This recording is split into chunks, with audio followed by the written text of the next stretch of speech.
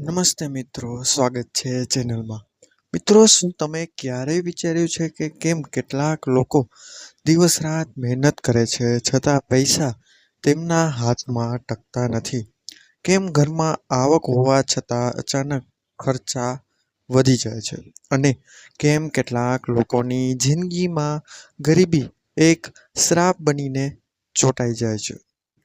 ઘણા લોકો તેને નસીબ, ગ્રહ નક્ષત્ર અથવા કિસ્મતનું પરિણામ માની લેતા હોય છે. પરંતુ મિત્રો, શાસ્ત્રો અને જીવનના ગહન અનુભવ કહે છે કે આ બધું માત્ર નસીબનો જ ખેલ નથી, પણ આપણા કર્મોનું સીધું પ્રતિબિંબ છે. ખાસ કરીને એ 5 પાપો જે મહાલક્ષ્મીને બિલકુલ સ્વીકાર્ય નથી. અને જ્યારે કોઈ વ્યક્તિ આ પાપોમાં ફસાઈ જાય છે, ત્યારે લક્ષ્મીજી ધીમે ધીમે તેના જીવનમાંથી વિદાય લે છે.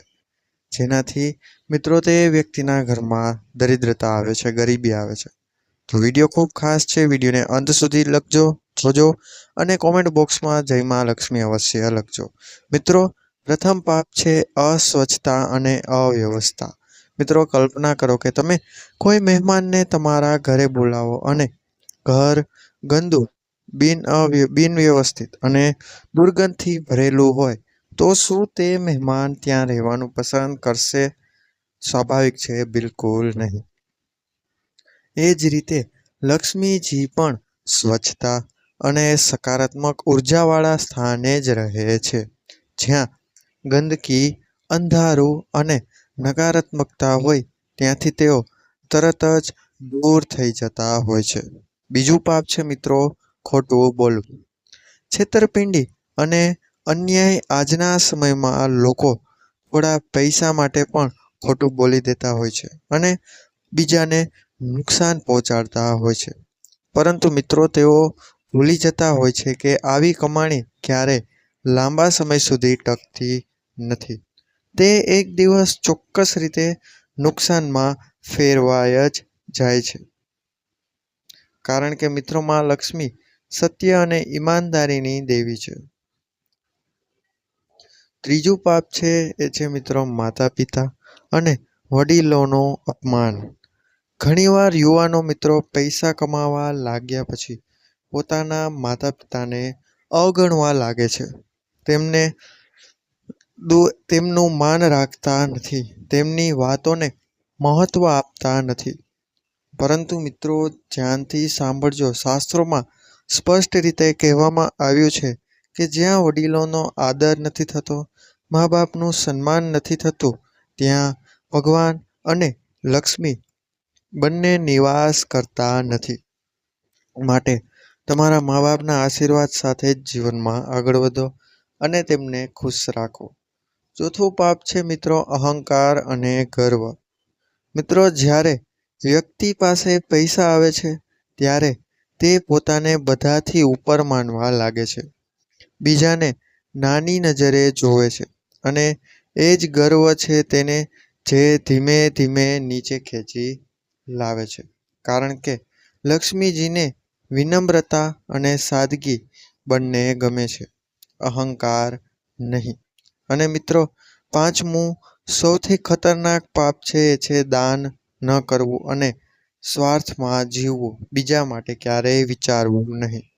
મિત્રો, તમે કેટલુંય કમાઓ, પરંતુ જો તમે કોઈ જરૂરિયાતમંદને મદદ નથી કરતા તો તે સંપત્તિ એક દિવસ તમને છોડીને અવશ્યપણે જતી રહેશે.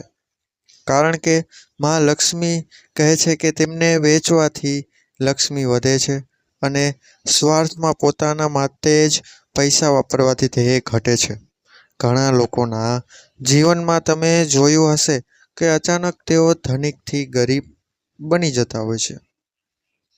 તેનું કારણ માત્ર બજાર કે પરિસ્થિતિ નહીં, પરંતુ આ જ પાપો હોય છે. અને બીજી તરફ કેટલાક લોકો ઓછા પૈસામાં પણ ખુશ રહે છે, કારણ કે તેઓ સારા કર્મો કરે છે, સ્વચ્છતા રાખે છે, સત્ય બોલે છે, વડીલોનો આદર કરે છે અને દાન કરે છે. અને મિત્રો, લક્ષ્મીજી તેમના ઘરમાં સ્થિર રહે છે. તેથી જો તમે ઈચ્છો છો કે તમારું જીવન ગરીબીથી દૂર રહે, પૈસા ટકે, સુખ અને શાંતિ મળે, તો આજથી જ આ 5 પાપોથી મિત્રો હંમેશા માટે દૂરી કરી નાખો અને સારા માર્ગ ઉપર ચાલવાનું શરૂ કરી દો. કારણ કે જીવનમાં બદલાવ લાવવા માટે કોઈ જાદુની જરૂર નથી. માત્ર તમારા વિચારો અને કર્મોને શુદ્ધ બનાવવાની જરૂર છે. અને યાદ રાખો કે મિત્રો, લક્ષ્મીજી માત્ર પૈસા નથી, તે સારા જીવન જીવવાની પણ પ્રતીકની દેવી માનવામાં આવે છે.